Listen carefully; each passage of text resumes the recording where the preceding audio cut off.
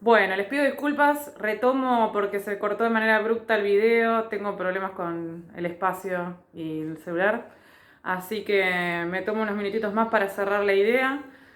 Bueno, estábamos hablando de los decembristas, eh, estos decembristas que se consideraban hijos del 1812, ¿no? De las guerras napoleónicas. ¿Se acuerdan que esta agrupación, este movimiento de pensamiento, que especialmente van a ser hombres que son pertenecientes a las clases aristocráticas, ¿no?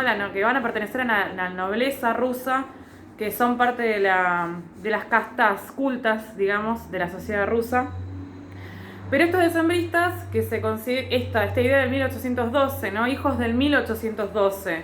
¿Por qué? Porque justamente la idea es la alianza que se entabla entre este grupo, este circuito, ¿no? Este círculo de intelectuales, de aristócratas, de nobles, que se entabla entre este sector con el campesinado que principalmente había ido a la guerra como soldados, ¿sí? La mayoría de los soldados durante las guerras napoleónicas del lado ruso, como siempre sucede, ¿no? Pero estamos hablando de Rusia en especial. La mayoría de los soldados eran pertenecientes a las clases campesinas. Y bueno, y en el campo de batalla, en el terreno de batalla, en oposición a Napoleón, va a surgir, digamos, entonces esta alianza, ¿sí?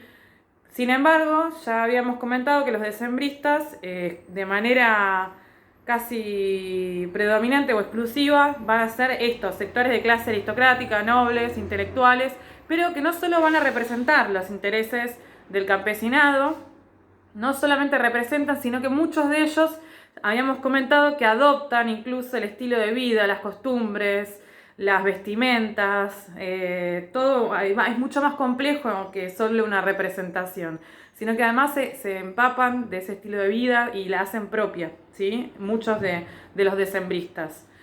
Bueno, entonces, ¿qué les quería decir? A ver, lo que habíamos dejado en el último video era estas logias, ¿no? Se forman en 1816, dijimos, la Unión de Salvación, ¿sí? Estas logias que eran clandestinas, que eran, sí, círculos pequeños, que, a ver, donde no había un plan claro de acción, ni en este sentido, por ejemplo, había disidencias en torno a cómo, ¿no? Por pasar a esta monarquía de tipo más constitucionalista, ¿sí? La idea, ya estuvimos comentando que la idea el pensamiento de este grupo decembrista era justamente lograr implementar el respeto de ciertas libertades individuales, después la cuestión de ponerle el establecimiento de límites a la monarquía, el establecimiento de una constitución, y bueno, y en este sentido el establecimiento de un parlamento, ¿no? Ya lo habíamos estado comenzando, no quiero volver a insistir, pero el tema es el cómo. O sea, si bien comparten esta idea de la monarquía constitucional, ¿no? La idea de la instauración de un parlamento, a modo de esto, de límites al absolutismo del monarca. Pero ¿cómo hacemos? La disidencia pasaba en relación a eso. Había algunos, por ejemplo, que pensaban que esperaban la muerte del monarca y para luego no jurar obediencia al monarca, luego de su muerte. Y otros tenían la idea, por ejemplo, del asesinato, ¿sí? Del rey, del monarca, del zar, en este caso. Así que bueno, no había tampoco, no había un consenso en relación al plan de acción a seguir en pos de los objetivos que se planteaban y del ideal de nación, ¿no? Que principalmente estaba inspirado en las ideas liberales, ¿no? Estos decembristas, además, habían estado fuertemente influenciados por la masonería. En Rusia, durante esos años, va a ser muy fuerte las agrupaciones de las logias, todo esto, la idea de circuitos clandestinos, logias, secretos, la masonería. La masonería va a ser muy importante y la mayoría de los decembristas tuvieron su paso por la masonería, ¿sí? Pero bueno, después van a tener ciertas disidencias porque bueno, los decembristas directamente quieren justamente la abolición de la servidumbre, ¿sí? Y la libertad para el campesinado. Entonces, bueno, ahí es donde empiezan a haber ciertos límites y por ahí algunas aristas de conservadurismo y las diferencias con la masonería, ¿no? Que que no iban no tenían como objetivo radical esta situación de la prohibición de la servidumbre, ¿sí? Que los decembristas sí, por supuesto, perseguían. Bueno, como les decía, en 1816 se arma la Unión de Salvación. En el 18, a los 2 años, se disuelve esta unión, pero se va a armar una nueva logia, también clandestina, que es la Unión de Bienestar. Y esto que les remarco, que es la idea de la Unión de Bienestar, ¿no? 1818. Y esto, la idea del secretismo, la cuestión clandestina, que principalmente estaba dominado exclusivamente por gente perteneciente a la casa de aristocracia culta. Y bueno, la cuestión va a suceder, cuál es el hito, ¿no? Y por qué se llaman los decembristas. En 1825 muere Alejandro I, y a la muerte de Alejandro I va a estar como uno de los posibles reemplazos, ¿no? Como zar de Alejandro I va a ser Constantino. Y este personaje, Constantino, era aceptado, era apoyado por los soldados, ¿sí? Por todos estos circuitos, estas uniones que le estaba denominando. El problema es que finalmente no va a aceptar, digamos, el trono Constantino, y el que va a tomarlo es Nicolás, ¿sí? Que no representa los ideales y no es querido, digamos, no es apoyado por estos círculos y de liberales, y entonces lo que va a suceder es justamente la rebelión de los decembristas, ¿sí?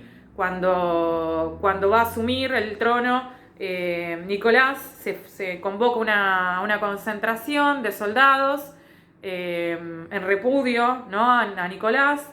Y bueno, cuando toma el poder Nicolás, emprende el fuego, ¿sí? contra la multitud.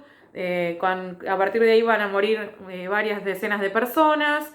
Y bueno, se produce esta idea el 14 de diciembre de 1825, perdón, pronuncio bien, se produce la rebelión decembrista.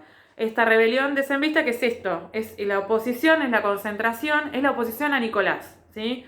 Porque justamente viene a representar los ideales contrapuestos a las ideas liberales que venían democráticas, civiles, que representaban estos grupos de estas uniones y los decembristas, ¿sí? Como resultado del levantamiento contra Nicolás al momento de la Asunción, bueno, decenas de muertos, centenares de personas que van a ir detenidas, que van a resultar detenidas. Luego muchos de ellos van a ser liberados. Sin embargo, el número de 121 conspiradores van a ser culpables, ¿no? Van a ser declarados culpables de traición. Y bueno, van a sufrir la cárcel en Siberia, van a ser despojados de sus títulos de nobleza, y condenados a trabajos insalubres. Bueno, ustedes saben, todas las torturas, todas las situaciones que sufrían en las cárceles en Siberia, ¿sí? Bueno, por último, para terminar, les quería nombrar una de las personalidades más importantes, ¿no? de los decembristas, porque después si leen por él les va a sonar. Es Volkonsky, es uno de los grandes personajes, ¿no? y representantes del agrupamiento de los decembristas. Y bueno, después yo lo que quería terminar, como para ir cerrando, ¿no? Volviendo a retomar la idea de esto de Oriente y Occidente. Bueno, leyendo Verdiaev ustedes van a poder encontrar, ¿no? esta idea en relación a lo que veíamos en el encuentro, uno de los videos anteriores sobre Pedro el Grande, ¿no? Pedro el Grande y el pensamiento europeizante, ¿no? Ese pensamiento europeizante que principalmente va a influir también en la clase alta, no así en las grandes mayorías populares de la nación rusa.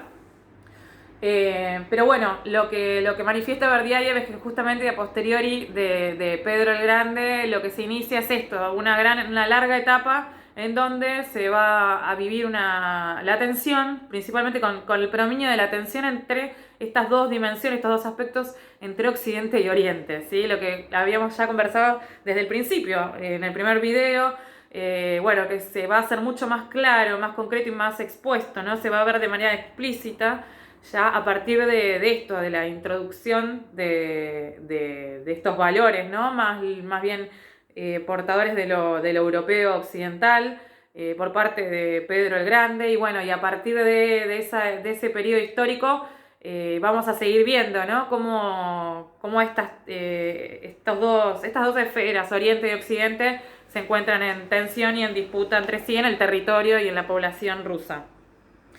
Y para terminar, quería leerles una cita también para ir concluyendo esta etapa, ¿no? De pensamiento. Quería decirles esto, leerles una cita de Berdiaev, para concluir y bueno, darle un cierre a toda esta etapa. Bueno, hubo una gran diferencia entre la atmósfera de la época alejandrina y el ambiente dominante en el imperio de Nicolás I.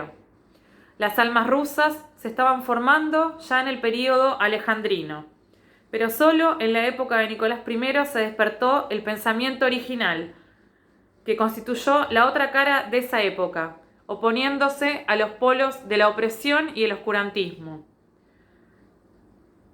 En nuestro país el pensamiento se encendió en medio de la oscuridad. Los primeros amantes de la libertad fueron en Rusia los masones, los decembristas, pero sus ideas todavía no eran originales, ¿sí?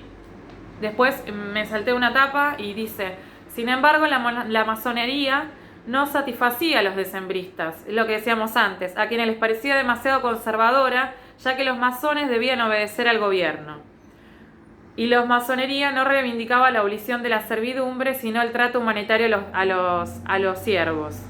Bueno, y después les nombra toda una serie de logias que se formaban. Yo lo que quería terminar en realidad lo último estuvo redundante, pero la idea es cómo durante el periodo de Alejandro I empieza, ¿no?, a surgir y se hace, sí, porque a ver, después todos los decembristas también son, si bien son representantes defienden los intereses del campesinado.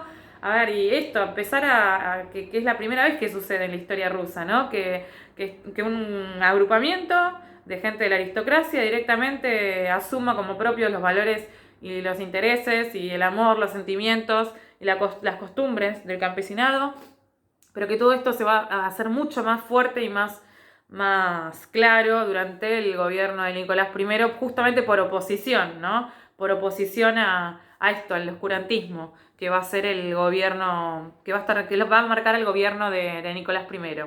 Así que bueno, la próxima ya abordaremos la cuestión de los eslavófilos, los occidentalistas, los populistas rusos, vamos a llegar también al anarquismo, ¿sí? Y bueno, quería hacer este cierre porque si no había quedado cortado el video anterior de manera abrupta y bueno, así que bueno, después continuaremos con la conversación. Bueno, hasta luego.